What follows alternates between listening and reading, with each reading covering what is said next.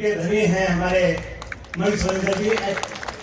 एक और तालियां बैठी हो जाए हमारे जिलाधिकारी महोदय के स्वागत में। आप टेक्नोक्रेट हैं और ये कैंपस भी जानते हैं आप, यहाँ 2 कैंपस है, एक इंजीनियरिंग का है हमारा, एक प्रोफेशनल कोर्सेज का है, और पूरी फैमिली आपकी हाईली एजुकेटेड है और प्रशासन में मौजूद है, बहुत अच्छा काम कर रहे हैं। आपको जानकर खुशी होगी कि आपकी पत्नी मेघा रूपम जी भी IAS हैं और कासिम की DM है। मैं इसलिए कर रहा हूं सर कि मैं कासिम का ही हूं।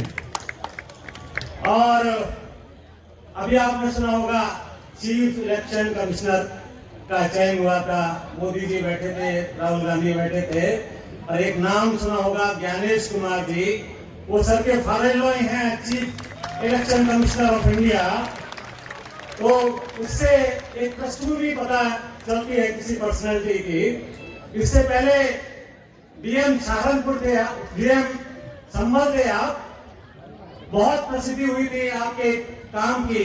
एक बहुत बड़ा एनवायरमेंटल कंजर्वेशन किया था आपने। वहां पर एक शॉर्ट नदी थी 110 किलोमीटर लंबी, जो 40 साल पहले लुप्त हो गई थी।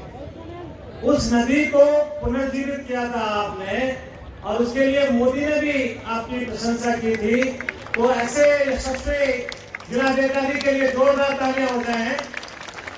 सहारनपुर में आप अभी अखबार में पढ़ते रहेंगे, बेटियों के लिए खास तौर से 10 बेटियों को इन्होंने, क्योंकि हर बेटी हर बेटे का अरमान होता है कि वो भी इनके जैसा प्रशासनिक अधिकारी बने।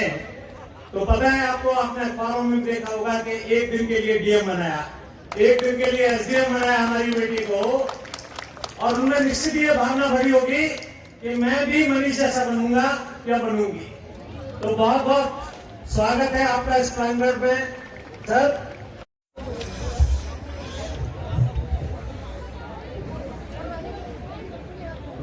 IIMT के इस कैंपस में आज यहाँ पर एनुअल फेस्टिवल उड़ान 2025 के इस आयोजन में मुझे इस कार्यक्रम में आमंत्रित करने के लिए डॉक्टर SC कुलश्रेष्ठ जी चेयरमैन, श्री संकल्प कुलश्रेष्ठ जी, डॉक्टर अंजू वालिया जी डायरेक्टर, और यहाँ पर उपस्थित इस कॉलेज की मैनेजमेंट, यहाँ के समस्त टीचर्स, स्टूडेंट्स और जितने भी लोग आज इस कैंपस में इस परिसर में उपस्थित हैं, मेरा सबसे पहले आप सभी को बहुत बहुत नमन। मैं सबसे पहले तो आप सभी को बधाई देना चाहता हूं, खास तौर पे उन सभी पार्टिसिपेंट्स को जिन्होंने इतना सुंदर आज यहाँ पर कार्यक्रम प्रेजेंट किया है। नॉर्मली रेयरली ऐसा देखने को मिलता है, अभी चेयरमैन साहब से डिस्कशन भी हो रहा था कि हायर एजुकेशन इंस्टीट्यूशन में इस तरह के प्रोग्राम्स आयोजित किए जाएं, लेकिन कल्चरल प्रोग्राम्स का इस प्रकार का आयोजन कहीं ना कहीं इस इंस्टीट्यूशन की जो नींव है वो किस प्रकार से वैल्यूज में बिलीव करती है और उसकी नींव स्ट्रांगली वैल्यूज में ही ग्राउंडेड है, ये कहीं ना कहीं उसको दिखाता है। बहुत ही सुंदर प्रस्तुतियां सभी स्टूडेंट्स के द्वारा की गई, बहुत ही एलिगेंटली ड्रेस्ड और बहुत ही वेल कोऑर्डिनेटेड एंड कोरियोग्राफ। इस सफल आयोजन के लिए मैं आपको बहुत बहुत शुभकामनाएं देता हूं। अभी कुछ देर पहले चेयरमैन साहब ने मेरा इंट्रोडक्शन दिया। मन ही मन में मेरे के सवाल आ रहा था कि हालांकि आप लोग अक्सर इंटरेक्शन करते रहते होंगे, इससे पहले भी हो सकता है कि हमारे डिस्ट्रिक्ट के या अन्य किसी डिस्ट्रिक्ट के किसी एरिया के डिस्ट्रिक्ट मैजिस्ट्रेट या अन्य ऐसे ऑफिसर्स आपके कॉलेज में आए हों। मैं यहाँ के बच्चों से बस एक सवाल पूछना चाहता हूं कि जब भी कभी आप मिलते हैं या आज मुझसे मिले, तो आपके मन में सबसे पहले क्या वर्ड आता है?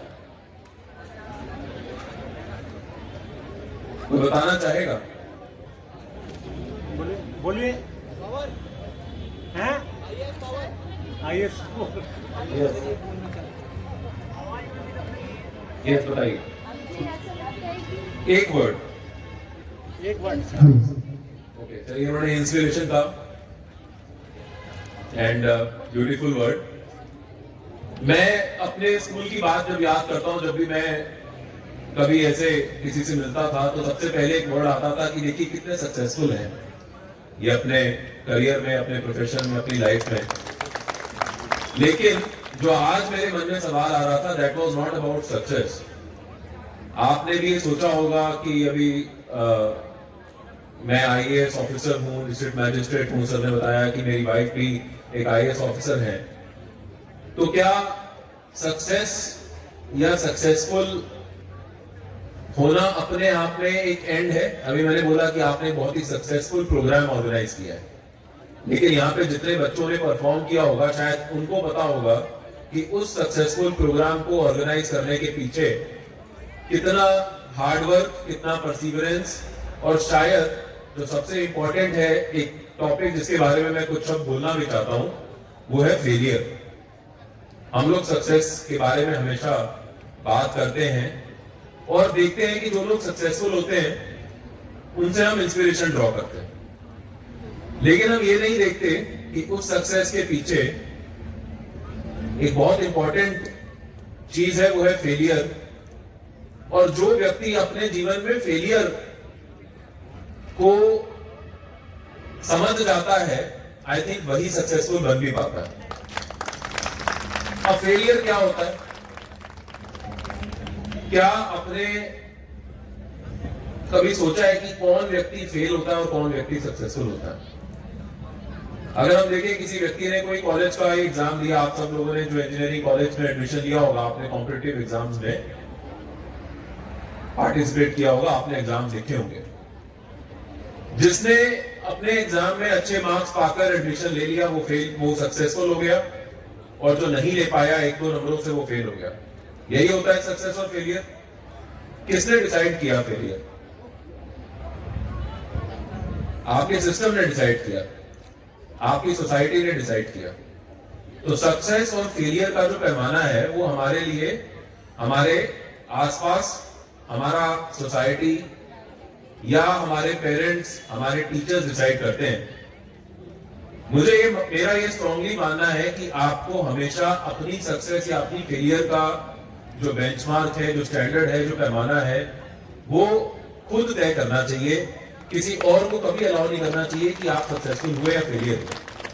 क्योंकि अगर आप कोई काम कर रहे हैं और अगर आप उसको सिर्फ किसी सोसाइटी के या किसी दूसरी व्यक्ति के स्टैंडर्ड्स पर पूरा खरा उतरने के लिए ही काम करेंगे, तो अगर आप सक्सेसफुल भी हो जाते हैं तब भी शायद आप उसमें से कुछ इंपॉर्टेंट चीज नहीं लेके जा पाएंगे। वो होती है लर्निंग।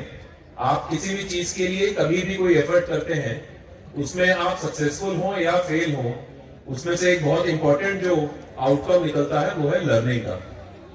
और वो लर्निंग हुई या नहीं हुई, और वो आपके जीवन में आपका साथ देगी या नहीं देगी, ये तय करेगा कि आप सक्सेसफुल हुए या फेल हुए। और उस सक्सेस और फेलियर का हमेशा डिसीजन आप स्वयं लीजिए, और वो डिसीजन आप तब ले पाएंगे जब आप अपने लिए अपना गोल सेट करेंगे। अक्सर हमारे गोल्स भी हमारे लिए कोई और सेट करता है। आपके पेरेंट्स ने बताया होगा कि इंजीनियरिंग कर लीजिए, आपको अच्छी जॉब मिलेगी। आपने अपना गोल सेट कर लिया, इंजीनियरिंग करनी है।